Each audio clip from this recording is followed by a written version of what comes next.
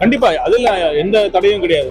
அனைத்து இந்த அரசின் கொள்கை பிறப்புக்கும் எல்லா உயிருக்கும் தான் எல்லாத்துக்குமான யார் வேணாலும் எந்த கடை வேணாலும்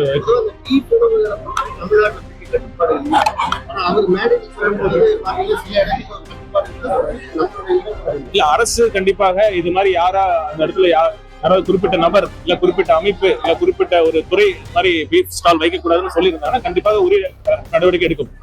தமிழக முதல்வர் வழிகாட்டுதலின்படி உணவு பாதுகாப்பு துறையின் சார்பாக இன்று தெருவோர சாலையோர உணவு விற்பனையாளர்களுக்கான ஒரு பயிற்சி கூட்டம் மற்றும் அவர்களுக்கான ஒரு மருத்துவ பரிசோதனை முகாமும் அன்னைக்கு நடைபெற்றது.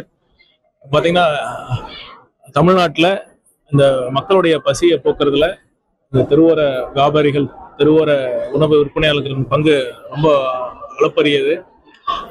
குறைந்த விலையில ஒரு சூடான சுவையான உணவை அவங்க தான் அளிக்கிறாங்க. அதே சமயம் தரமானதாகவும் இருக்கணும் மற்றும் அவங்க ஒரு பிராண்ட் மாதிரி கிரியேட் பண்ணலாம்.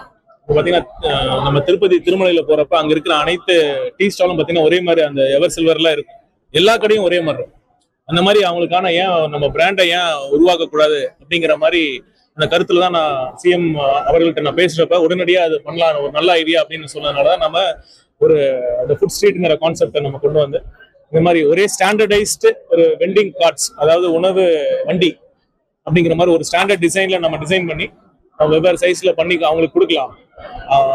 கண்டிப்பா அவங்களுக்கு வாங்க வசதி இல்லாதவர்களுக்கு ஒரு லோன் மாதிரி கூட ஏற்படுத்தி கொடுத்து ஒரு ஒவ்வொரு மாவட்டங்களையும் அந்த மாதிரி ஒரு டெடிகேட்டட் ஒரு ஸ்ட்ரீட்ல பண்ணுனா அவங்களுக்கு ரொம்ப உபயோகமா இருக்கும் அப்படிங்கிறது தான் இந்த திட்டத்தின் நோக்கம்.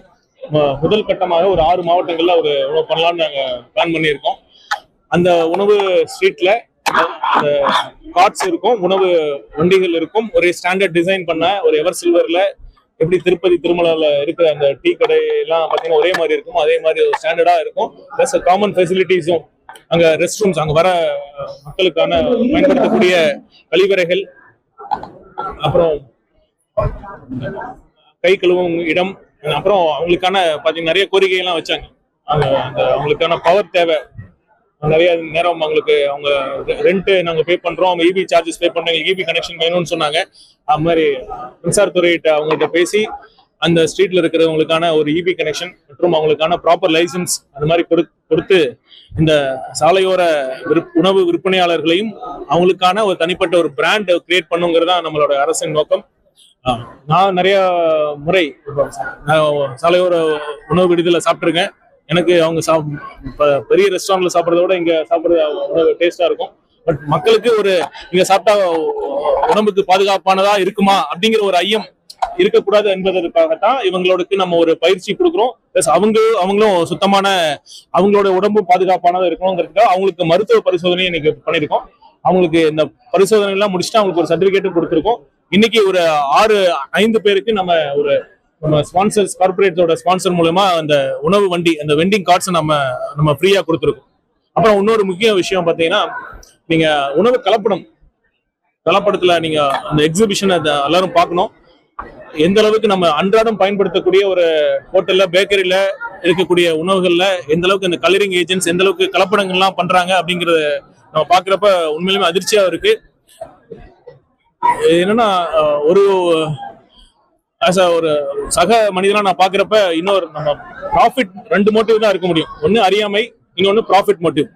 அறியாம பண்றவங்களுக்கு ஒரு விழிப்புணர்வு ஏற்படுத்தணும். அதே சமயத்துல தெரிந்தே இது பயன்படுத்தக்கூடிய மக்களுக்கு இது தீய விளைவுகளை ஏற்படுத்தணும். புற்றுநோய் உட்பட ஒரு தீய விளைவுகளை ஏற்படுத்தக்கூடிய அந்த பொட்டன்ஷியல் இருக்கு அப்படின்னு தெரிஞ்ச இந்த கலப்படங்கள்லாம் பயன்படுத்தினா கண்டிப்பாக நம்ம அரசு கடுமையான நடவடிக்கை எடுக்கும்.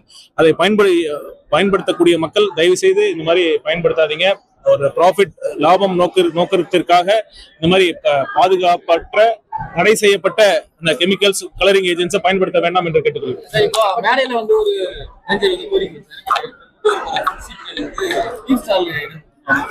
கண்டிப்பா அதுல எந்த தடையும் கிடையாது.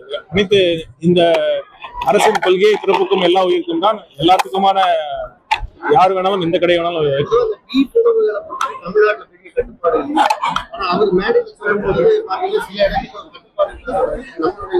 இல்ல அரசு கண்டிப்பாக இது மாதிரி யாரா அந்த இடத்துல யாராவது குறிப்பிட்ட நபர் இல்ல குறிப்பிட்ட அமைப்பு இல்ல குறிப்பிட்ட ஒரு துறை இந்த மாதிரி பீஃப் ஸ்டால் வைக்கக்கூடாதுன்னு சொல்லியிருந்தாங்கன்னா கண்டிப்பாக உரிய நடவடிக்கை எடுக்கும்.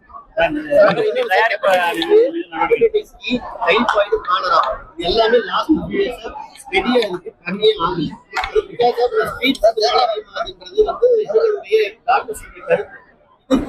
இல்ல ஸ்ட்ரீட் ஃபுட்ல மட்டும்தான் பாதுகாப்பற்ற உணவு இருக்குங்கிற ஒரு தவறான புரிதல் கண்டிப்பா இருக்கக்கூடாது. பாத்தீங்கன்னா பெரிய ஹோட்டல்ல இருந்து நிறைய சந்தர்ப்பங்கள்ல ஈவன் 5 ஸ்டார் ஹோட்டல்ல கூட சாப்பிட்டு உணவை கெட்டு போன நிறைய இன்சிடென்ட்ஸ் பார்த்துருக்கோம். ஸோ ஸ்ட்ரீட் ஃபுட்டுக்கு மட்டும்தான் இந்த தரமற்ற உணவு சுகாதாரமற்ற உணவுக்கு காரணம்னு அந்த கூற்றை கண்டிப்பா நான் ஏற்றுக்க மாட்டேன். அதே சமயம் எல்லாரும் ஸ்ட்ரீட் வெண்டர்ஸ் உட்பட சாலையோர வியாபாரிகள் உட்பட அனைவருமே இந்த மாதிரி ஒரு பாதுகாப்பான முறையை ஃபாலோ பண்ணுங்கிறத அந்த அரசோட இல்ல. அது பாத்தீங்கன்னா அந்த எலிகள் மாதிரி பிரச்சனை பாத்தீங்கன்னா அதுக்கு எல்லாமே பல காரணங்கள் இருக்கு. அங்க இருக்கிற கழிவுநீர் வசதிகள் சரியா இல்லைன்னா கூட வரும். அங்க இருக்கிற உணவு டிஸ்போஸ் பண்றதுக்கான சரியா ஒரு இடம் இல்லாத வரும். எல்லாத்தையும் அட்ரஸ் பண்ணாதான் சரி பண்ண முடியும். படிப்படியா நம்ம பண்ணிட்டு தான் இருக்கோம்.